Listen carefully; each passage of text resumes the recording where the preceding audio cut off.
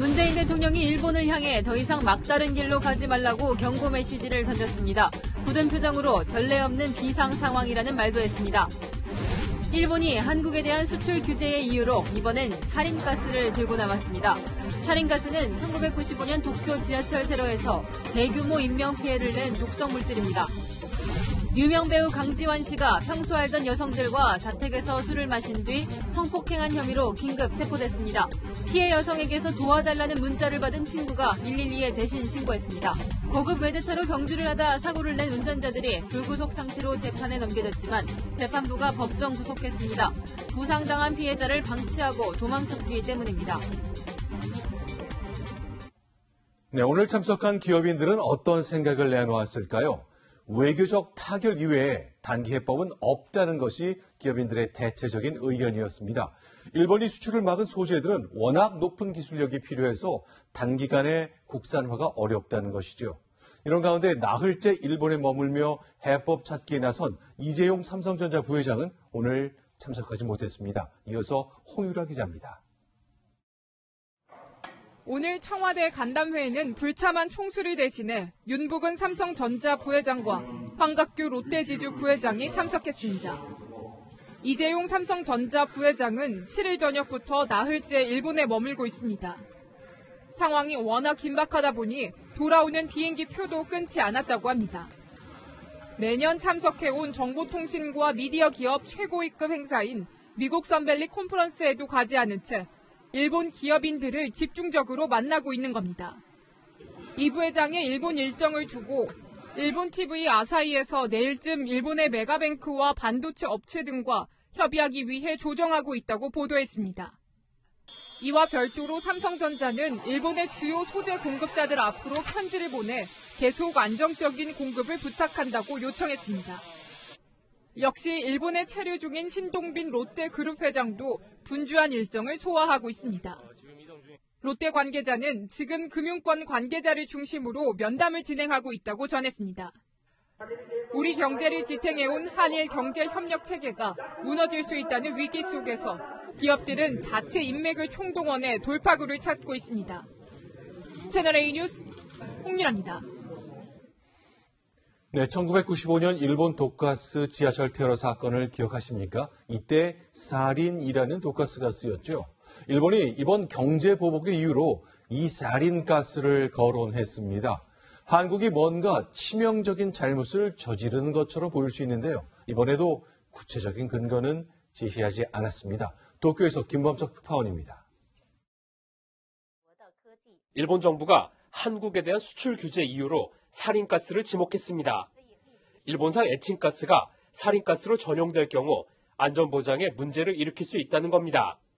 일본 정부 관계자는 한국에 수출한 일부 전략물자가 사린가스 등에 사용될 수 있는 원재료라며 한국의 일부 기업이 서둘러 납품해달라고 독촉했다고 말했습니다.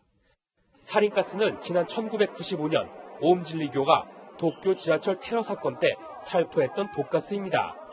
당시 사상자가 6,200여 명에 달했고 일본 열도는 충격에 빠졌습니다. 하지만 일본 정부는 사린가스를 언급하면서도 구체적인 근거는 제시하지 않았습니다.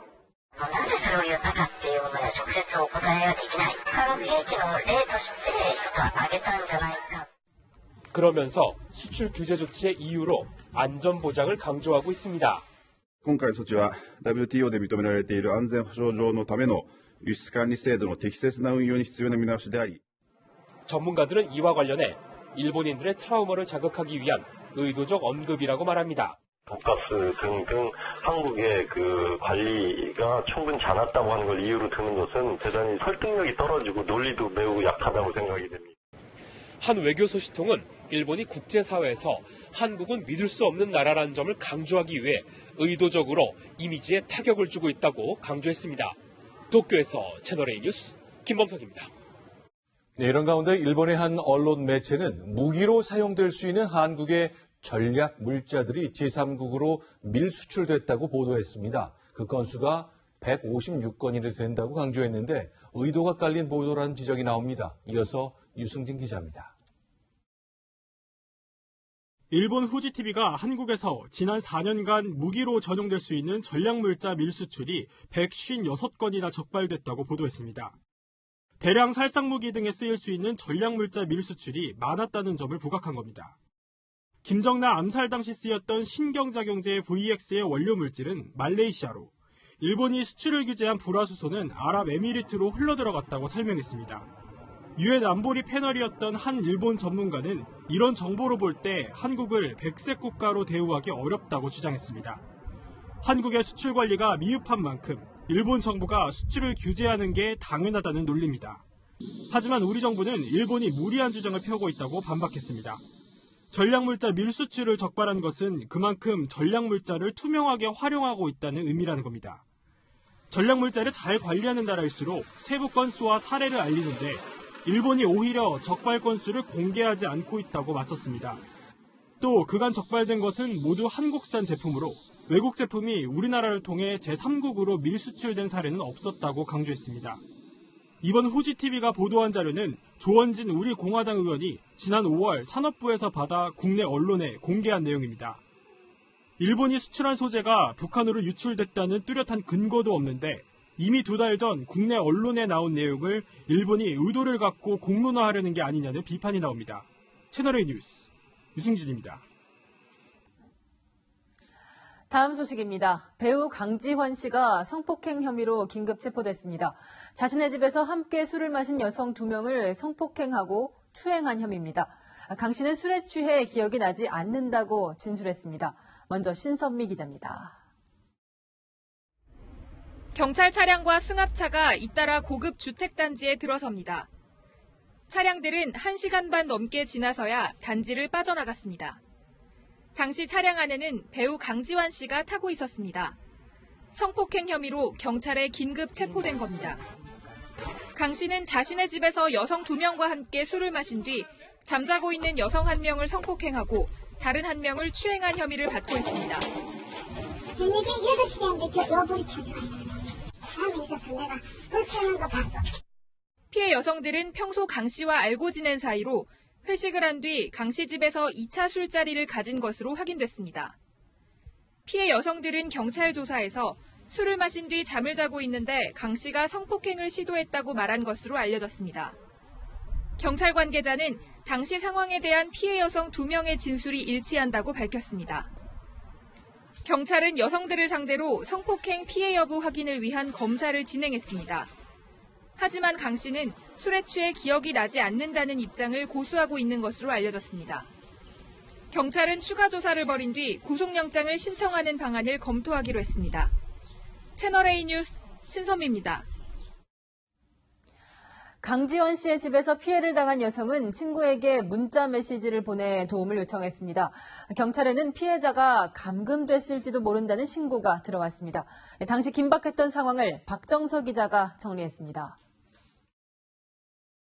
경찰의 최초 신고가 접수된 시간은 어젯밤 9시 38분입니다. 피해 여성 1명이 서울에 있는 친구에게 도움을 요청하는 문자 메시지를 보내자 연락을 받은 친구가 112에 대신 전화를 건 겁니다. 친구가 강지환 씨 집에 감금돼 있을지 모르니 빨리 출동해달라는 내용이었습니다. 피해 여성은 강 씨가 같은 방에서 잠든 또 다른 여성에게 성폭행을 시도하는 것을 보고 친구에게 연락한 것으로 알려졌습니다. 여성은 경찰 조사에서 비명을 지른 뒤에야 강 씨가 성폭행을 멈췄다며 자신의 옷매무새도 심하게 흐트러져 있어 성추행 피해를 당한 것으로 판단했다고 진술한 것으로 전해졌습니다. 결국 강 씨는 피해 여성 친구의 신고를 통해 자택에서 경찰에 체포됐습니다. 다만 경찰은 신고 내용에 포함된 감금 부분에 대해선 혐의가 없는 것으로 보고 있습니다. 채널A 뉴스 박정서입니다. 강지원 씨는 주말 드라마 주연으로 출연 중입니다. 해당 방송사는 긴급 회의를 열고 이번 주 결방을 결정했습니다. 소속사 측은 모든 일정을 취소하고 경찰 조사에 임하겠다고 밝혔습니다. 이어서 이현용 기자입니다.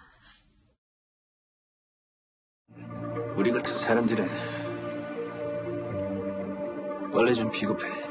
그래야 살아남으니까. 강지환 씨가 주연으로 출연 중인 주말 드라마입니다.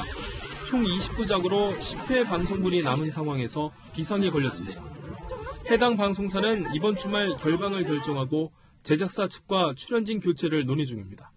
이번 주는 조선생존기는 본방과 재방송 다 하지 않습니다. 무리를 일으킨 경우니까요. 일단 상황을 좀 봐야 되겠죠. 하지만 강 씨가 방송 분량이 가장 많은 원톱 주연급인데다 방송사 이미지에도 악영향을 줄 수 있어 드라마 자체를 중단하는 방안도 고려 중인 것으로 알려졌습니다. 소속사 측도 공식 입장문을 내고 사퇴 수습에 나섰습니다.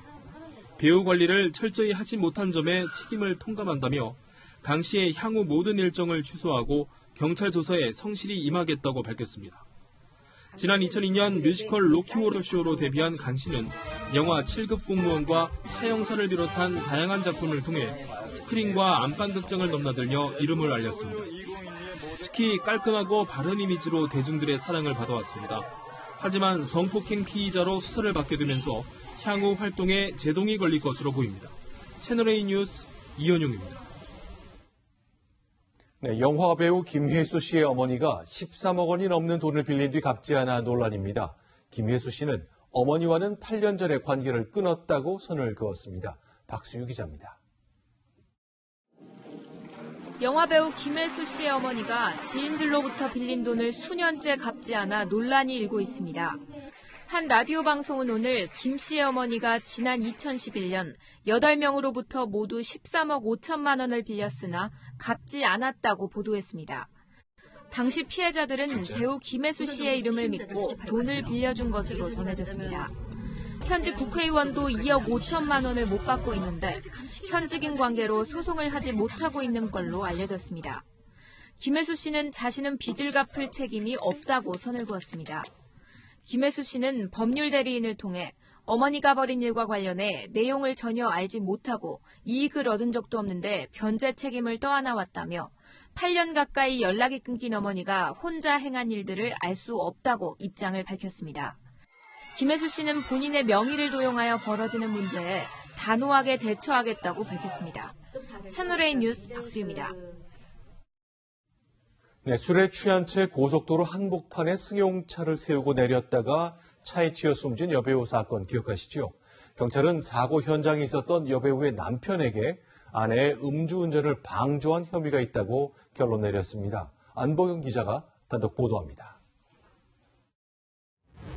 배우 한모 씨가 인천공항 고속도로에 차를 세우고 내렸다가 뒤따르던 차량에 잇따라 치여 숨진 건 지난 5월.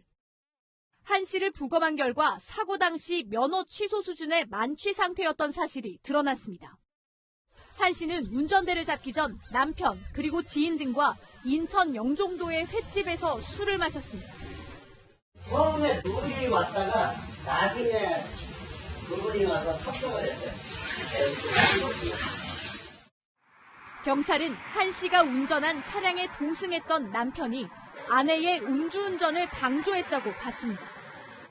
술자리에 함께한 지인들의 진술을 감안할 때 아내의 음주 사실을 몰랐다고 보기 어렵고 차에 타는 모습이 담긴 CCTV 영상에서도 아내의 운전을 말리는 듯한 모습도 관찰되지 않은 겁니다. 한 씨 남편은 경찰 조사 당시 아내가 술을 마신 기억은 있지만 왜 차를 몰았는지는 모르겠다는 취지로 진술했습니다. 경찰은 남편을 음주운전 방조 혐의로 재판에 넘겨달라는 의견서를 검찰에 냈습니다. 한 씨를 들이받아 사망에 이르게 한 뒷차 운전자 2명에게는 교통사고 처리 특례법상 치사 혐의를 적용하기로 했습니다. 조사 결과 한 씨를 들이받는 1차 사고를 낸 택시와 2차 사고를 낸 SUV 차량은 모두 시속 120km가 넘는 속도로 과속 운행 중이었습니다.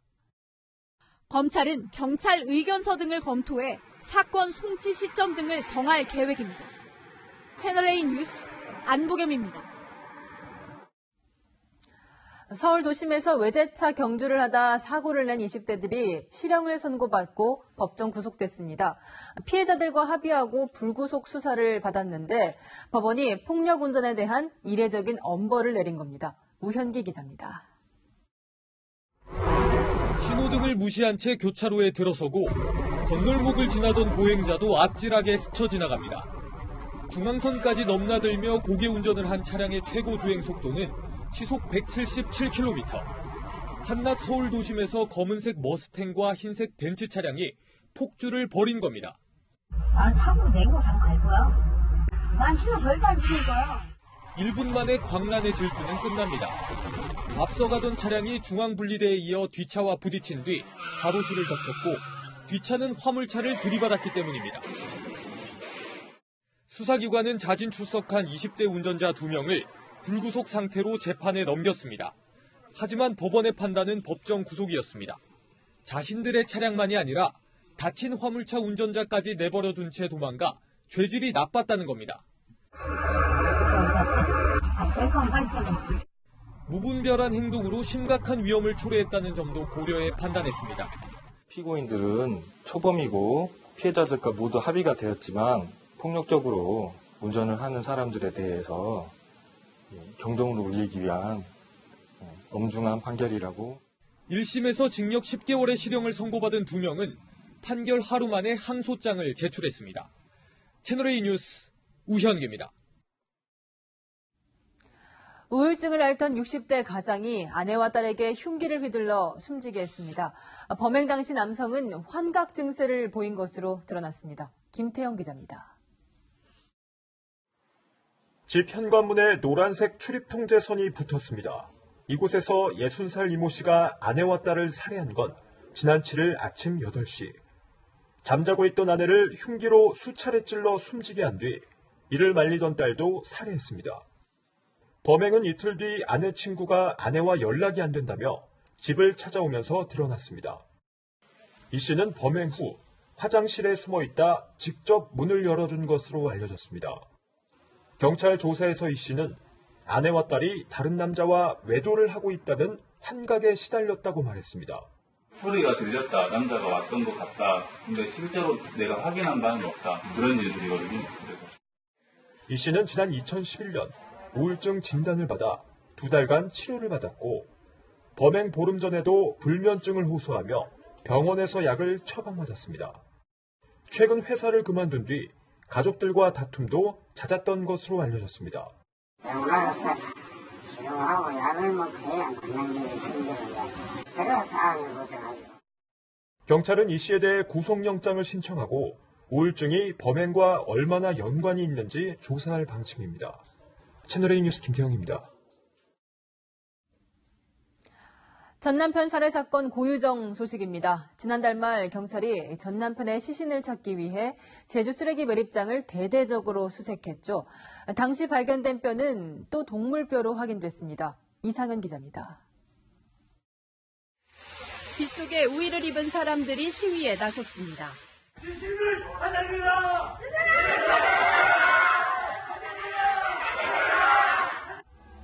고유정에게 살해된 전 남편의 고향 사람들이 시신의 일부라도 가족 품에 돌려달라며 항의 집회를 연 겁니다.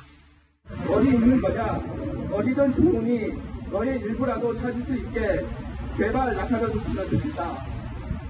경찰이 유족들의 요구로 지난달 28일 제주 쓰레기 매립장을 수색해 발견한 뼈는 또 동물뼈로 확인됐습니다. 국립과학수사연구원 감정 결과 인천, 경기 김포에 이어 제주에서 발견된 뼈 조각까지 모두 동물뼈였습니다. 2달 가까운 수사기간 동안 경찰은 전 남편 시신 찾기에 실패한 셈입니다.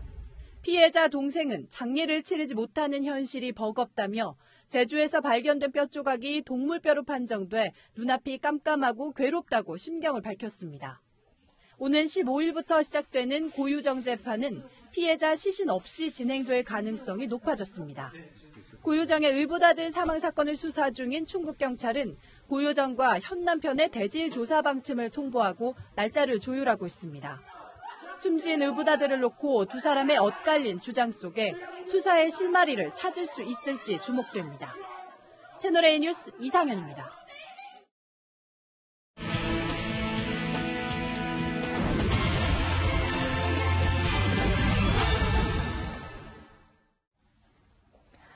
체나백 부동의 1위 정태수 전 한보그룹 회장은 숨진 것으로 확인됐고 넷째 아들 정한근 씨는 체포됐죠. 실질적 후계자로 알려진 셋째 아들 정복은 씨는 채널A 취재 결과 국내에서 대부업으로 재기를 노리고 있었습니다. 정복은 씨의 행적을 집중 추적했습니다. 전혜정 기자의 더 깊은 뉴스입니다. 인천 검단 신도시 인근의 한 야산. 정태수 회장의 둘째 부인이자 한보의 어머니로 불리는 이수정 씨의 묘가 이곳에 남아 있습니다. 세네 구가 이렇게 있는데 그거를 산수를 전부 파헤쳤구나. 집안이 망했나 보다 그래서. 오랜 시간 동안 방치된 듯 수풀이 무성합니다. 과거 호화북묘라는 비판이 나왔던 게 믿기지 않을 정도입니다. 해묘예요, 해묘. 비석에는 한보라는 글자와 정태수 회장 자녀들의 이름이 새겨져 있습니다. 한보그룹의 실질적인 후계자였던 셋째 보근 씨. 이 땅을 중심으로 부동산 개발에 뛰어들었습니다. 1998년 공원 개발권을 따냈던 검단 중앙공원 주식회사의 실소유주가 바로 보근 씨였습니다. 정보근 씨의 옛 명함에도 회장이라는 직함이 선명합니다. 개발한다고 같이 지난번에 작업을 했었어요. 정보근 씨가 같이 여기 개발 저 시행사를 했다가 조합하고 이렇게 뜻이 안 맞아가지고. 취재 결과 공원 개발은 20년 가까이 답보 상태에 빠졌고 예전 사무실은 흔적도 남아있지 않습니다. 서울 이사가 있는데 관리비 몇 달치에 148만 원 띄고 갔어. 정보근 씨의 행방을 뒤쫓던 취재진은 그가 부동산 개발이 여의치 않자 대부업에 뛰어들었다는 사실을 확인할 수 있었습니다. 서울 강남의 한 대부업체 사무실. 보근 씨는 정태수 회장의 사망 소식이 전해지기 전까지 이곳으로 출근했습니다. 정보근 씨는 나오시나요?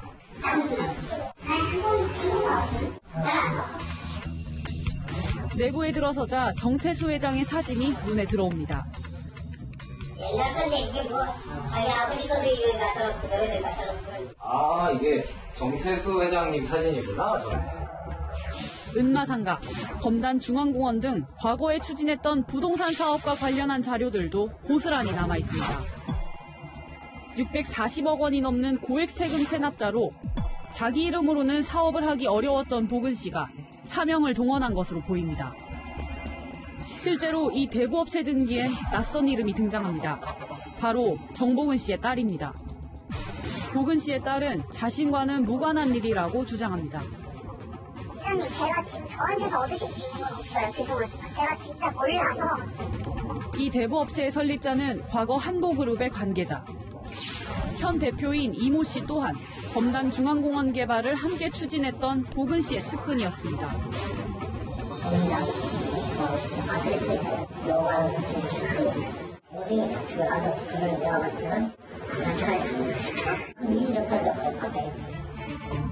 해당 업체가 실제로 대부업을 하지 않고 재산 관리를 위해 만들어진 페이퍼 컴퍼니였다는 의혹도 나옵니다. 전화번호를 아직 몰라. 이 사람이 이장수 오더라고. 정태수 회장 도피 이후에도 측근 명의로 회사를 설립해 재기를 노려온 정보근 씨. 그가 차명으로 숨겨진 재산을 관리해 온 건 아닌지 세무당국의 재조사가 필요해 보입니다. 새노레이 뉴스 전혜정입니다. 네, 다시 일본의 경제보복 소식입니다. 오늘 일본군 위안부 할머니들이 옛 일본 대사관 앞에서 정기 수요 집회를 열었습니다. 강제징용을 해놓고도 사죄와 배상을 하지 않았다며 일본 정부를 규탄했습니다. 박선영 기자입니다. 약한 빗줄기 속에 하얀 도복을 입은 학생들이 무술을 선보입니다. 힘찬 기합 소리와 함께 일본 전범기인 우길기가 부착된 송판을 격파합니다.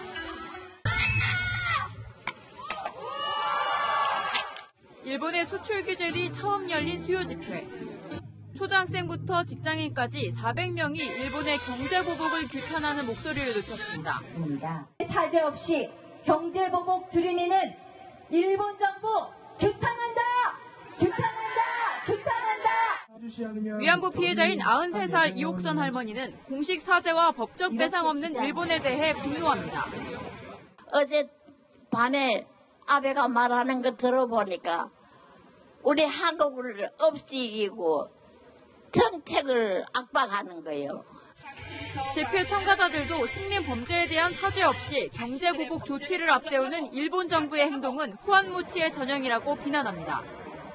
이용하려고 한다라는 것은 국민들 입장에서는 일본 정부의 그런 반응에 대해서 분노할 수밖에 없는. 대학생 모임인 평화나비 네트워크는 평화의 소녀상부터 탑골공원까지 거리 행진을 하며 수요 집회를 마무리했습니다. 채널A 뉴스 박선영입니다. 미국과 무역 전쟁을 벌이면서 큰 상처를 입은 중국은 우리를 감쌌습니다. 일본이 힘으로 찍어 누르는 미국을 흉내낸다는 거죠. 김민지 기자입니다. 지난 1일 일본이 한국에 대한 수출 규제를 발표한 직후 중국은 아베 총리가 트럼프 대통령을 흉내낸다고 비난했습니다. 관영매체 환구시보는 일본이 감히 미국을 따라서 무역 제재에 나설 줄 생각 못했다고 썼습니다. 미국이 자국 안보에 위협이 된다며 중국 화해를 제재하고 있는 미국처럼 일본 역시 안보를 핑계 삼아 한국 경제의 급소인 반도체 산업을 노렸다는 겁니다. 다른 관영매체는 한국 대법원의 판결을 받아들이라며 대놓고 일본을 비난하고 한국 편을 들기도 했습니다. 그러나 한국과 일본 사이에 갈등이 고조되면 중국이 어부지리를 취할 것이란 게 대체적 분석입니다. 중국을 견제하는 한미일 안보 동맹이 흔들리는 것은 물론 한국에 한참 뒤처진 중국의 반도체 산업이 도약할 기회가 생긴다는 겁니다. 我想在当前世界经济面临单边主义和保护主义挑战的背景下，我们希望日韩双方能够在相互尊重。 중국 외교부는 표면적으로는 원론적인 답변을 내놓고 있습니다. 그러나 한일 갈등이 자국의 실리에 어떤 영향을 미칠지 면밀히 분석할 것으로 보입니다. 채널A 뉴스 김민지입니다. 일본이 수출 규제라는 이름으로 경제 보복을 한 지 일주일이 됐습니다. 첫 사례가 나왔습니다. 일본 업체가 우리나라로 수출하겠다고 신청을 했는데 정부가 거절했습니다. 서류 미비가 이유였습니다. 김남준 기자의 단독 보도입니다. 일본은 반도체 세계 핵심 소재의 수출을 규제하면서 수출을 완전히 막은 것은 아니라고 설명했습니다. 韓国に対して実施してきた優遇措置をやめて、他国と同様の通常の輸出管理上の扱いに戻す内容でありますので、一体 WTO 上どういう問題があるんだろうというふうに思わざるを得ません. 하지만 지난 4일부터 일본이 수출 허가를 내주지 않아 세계 품목의 수출 통관이 사실상 중단된 상황. 이 과정에서 수출이 가로막힌 첫 사례가 나왔습니다. 산업통상자원부 관계자는 일본이 지난주 세계 규제 품목 중 하나에 대해 서류 미비를 이유로 수출을 거절했다면서 업체가 서류를 보완해 다시 수출을 신청할 예정이라고 밝혔습니다. 과거에는 3년 단위로 한꺼번에 심사를 받아 수입해온 핵심 소재들이 이제는 매번 건마다 일본 당국의 수출 허가를 받아야 합니다.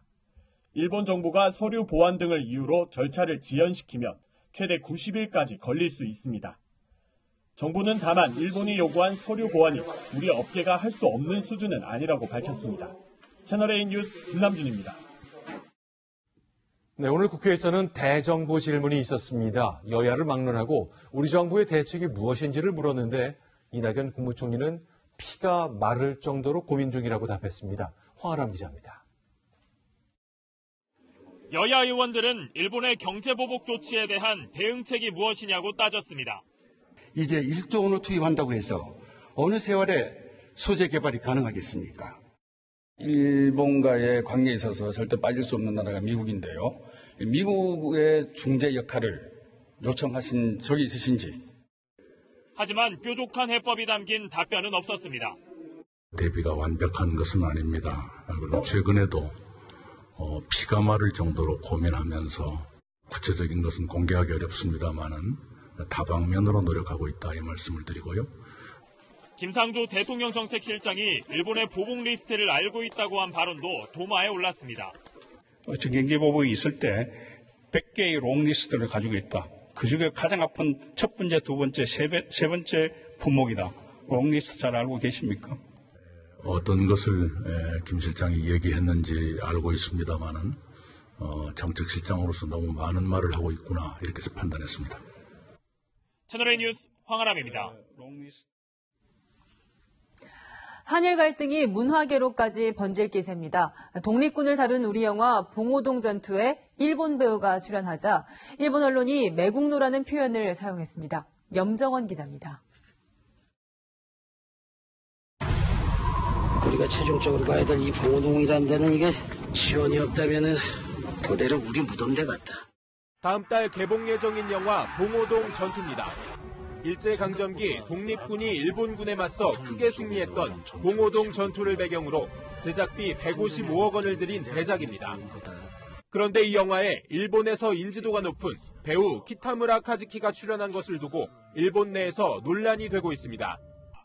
키타무라는 한국 드라마 시그널의 일본 리메이크판과 국내에서도 개봉한 용의자 X의 헌신에 출연한 유명 배우.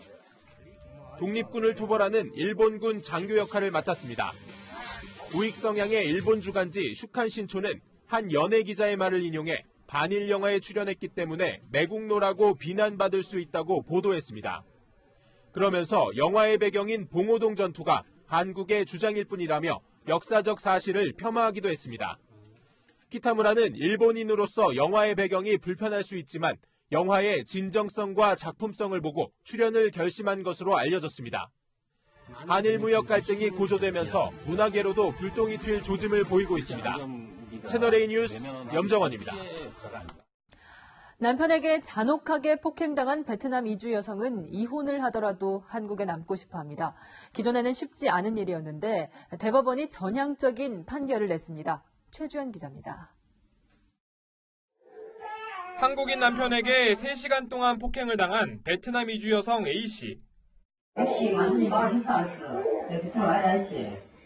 A씨는 이혼하고 아이와 한국에서 살고 싶다고 밝혔지만 뜻대로 할 수 있을지는 미지수였습니다. 이혼의 모든 책임이 한국인 남편에게 있을 때만 여성의 체류를 허가했기 때문입니다. 이런 관행에 제동이 걸렸습니다. 지난 2015년 한국인과 결혼한 베트남 여성 B씨는 임신 중 시어머니의 요구로 편의점에서 일하다 유산하고 집에서 쫓겨나는 등 갈등이 커지자 이혼했습니다.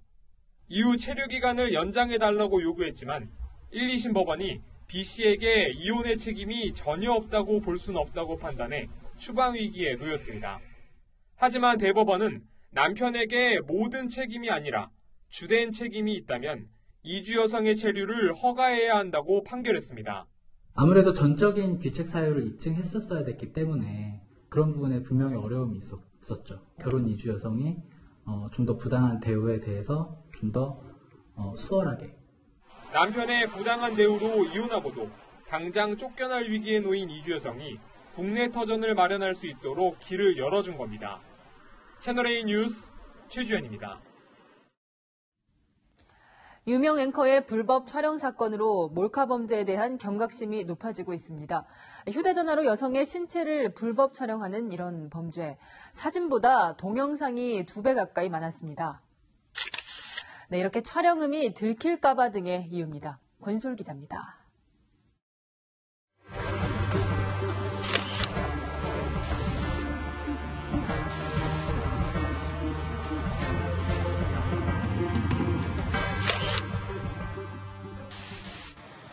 스물여섯 살 이모 씨는 귀갓길 버스 안에서 한 남성이 자신을 몰래 촬영하는 걸 발견했습니다.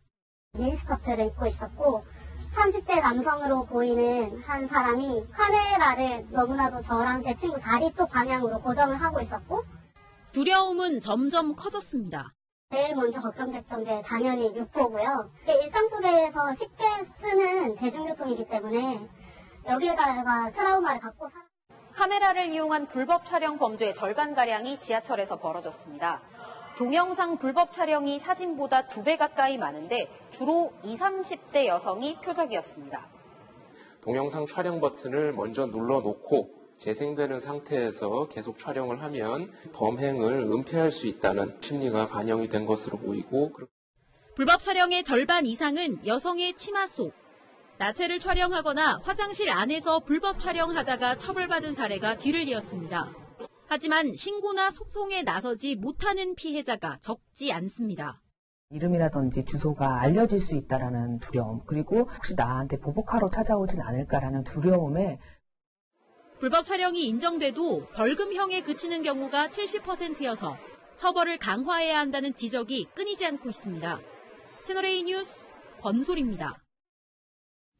네, 지금부터는 정치권 소식입니다. 윤석열 검찰총장 후보자를 두고 여야가 보고서 채택에 실패했습니다. 거짓말 논란 때문인데요.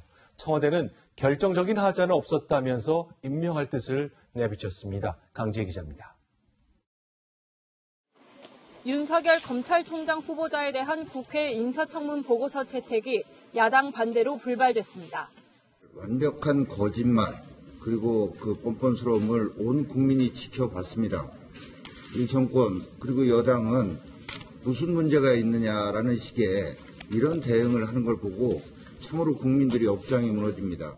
자신의 측근을 감싸기 위해 국민들 앞에서 대놓고 거짓말을 한 윤석열 후보자가 검찰총장이 된다면 앞으로 검찰총장이 하는 말들을 어떻게 믿을 수 있겠습니까? 윤 후보자가 특정 사건의 변호사를 소개해주고는 청문회에서 거짓말을 했다는 이유에서입니다. 하지만 민주당은 엄호에 나섰습니다. 답변 과정에 일부 혼선이 있었지만 곧바로 유감을 표시했고 그것이 더 이상 중대한 흠결이나 결격 사유는 아니라. 청와대는 무산된 보고서 채택을 오는 15일을 시한으로 다시 요청했습니다.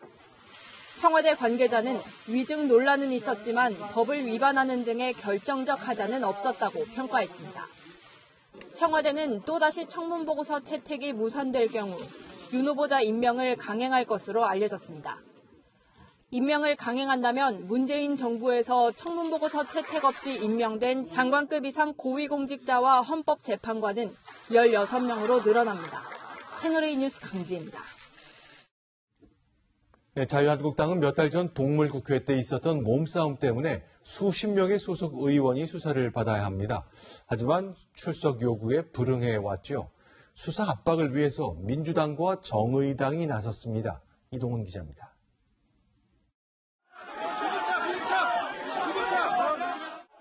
지난 4월 국회 패스트트랙 충돌로 고소 고발된 의원은 자유한국당 59명, 더불어민주당 40명 등 총 109명.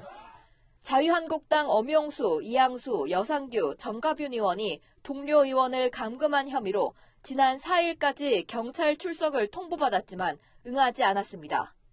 이 모든 사태의 근본적 원인을 제공한 집권 세력부터 수사하지 않는다면 지금과 같은 표적 소환에 응할 수 없음을 말씀드립니다. 그러자 경찰은 어제 한국당 의원 9명과 함께 더불어민주당 의원 4명, 정의당 의원 1명에게도 출석 요구서를 보냈습니다. 표창원 민주당 의원은 SNS에 출석 요구서 사진을 올리고 국회의원이 경찰 조사에 불응하면 안 된다며 17일 경찰에 출석하겠다고 밝혔습니다. 윤소아 원내대표가 소환 통보를 받은 정의당도 국회 본회의에서 공개적으로 한국당을 압박했습니다. 법치주의를 조롱하는 것이 아니라면 당사자 모두 자진 출석해서 구구한 논란을 끝냅시다. 지금까지 소환 통보를 받은 의원은 모두 18명으로 폭행, 감금 등의 혐의가 인정되면 의원직을 상실할 수 있습니다. 채널A 뉴스 이동훈입니다.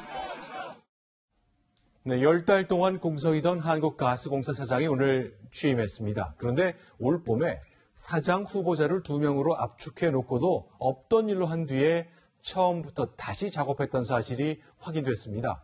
새로 뽑힌 사장은 문재인 청와대 출신이고 졸지에 사장 자리를 놓친 후보는 이명박 정부 때 차관이었습니다. 강병규 기자가 단독 취재했습니다.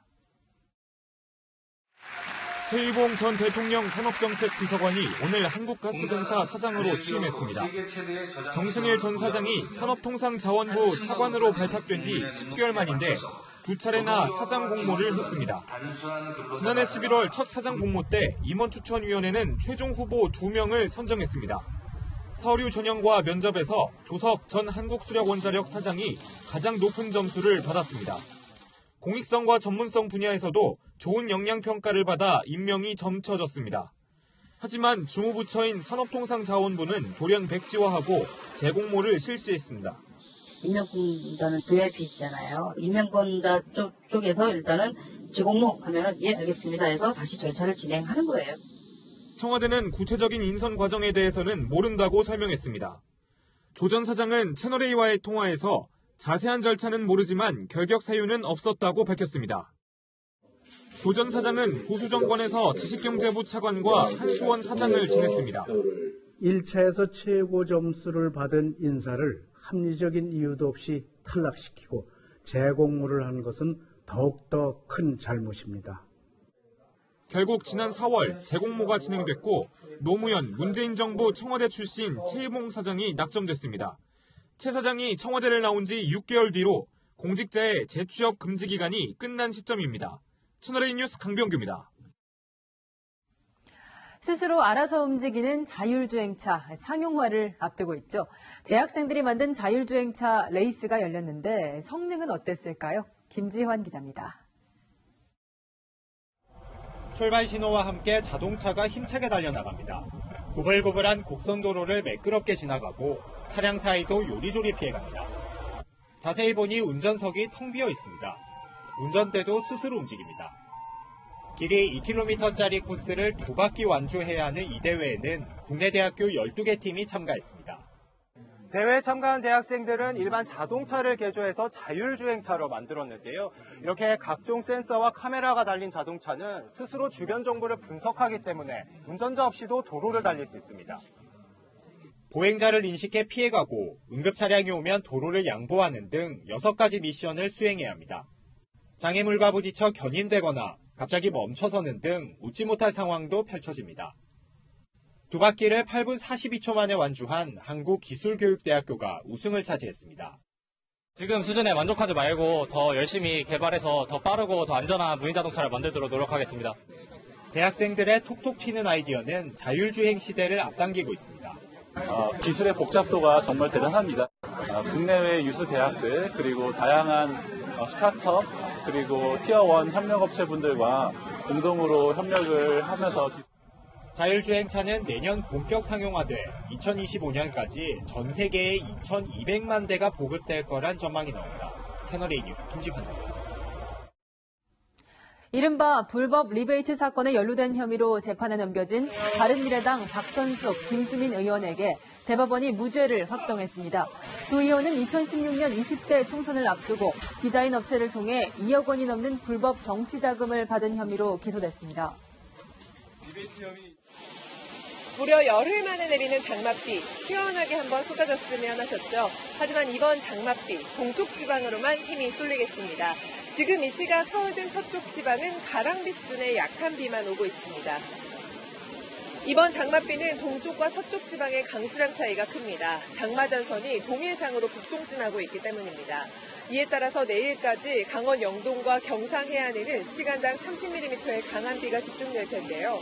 강원 영동 많은 곳에는 200mm 이상, 경상 해안 많은 곳은 100mm 이상, 서울 등 중북부와 영남은 20에서 60mm의 비가 예상됩니다. 내일 오후 3시 이후에는 대부분 그치겠습니다. 강풍에도 철저한 대비가 필요합니다. 내일 새벽 1시까지 여수공항에는 강풍 경보가 발효됐습니다. 항공기 이용객들은 운항 여부를 반드시 확인하셔야겠습니다. 밤사이 동쪽 지역은 단시간에 강한 비가 집중될 수 있습니다. 비 피해 없도록 주변을 꼼꼼하게 살펴주시기 바랍니다. 지금까지 채널A 뉴스 남혜정입니다. 네, 60년 전 소련이 인공위성을 쏘아 올렸을 때 미국 사람들은 큰 충격에 빠졌습니다. 1등국과 우리 미국이 우주과학에서 뒤지다니. 그때 과학기술 집중 투자가 시작됐고 미 항공우주국 나사도 세웠습니다. 그 결과 10년 뒤엔 인류 최초로 달에 사람을 보냈지요. 일본의 경제보복은 우리에게 비슷한 충격을 안겨주고 있습니다. 그런데요, 반일 구호를 외치고 일본 여행을 중단하고 당장의 분풀이는 될 겁니다. 하지만 우리가 정작 해야 할 일은 따로 있습니다. 경제력과 기술력에서 일본을 따라잡을 10년 후 미래를 그린 뒤에 정확하게 실천하는 일 아닐까요? 뉴스 마치겠습니다. 고맙습니다.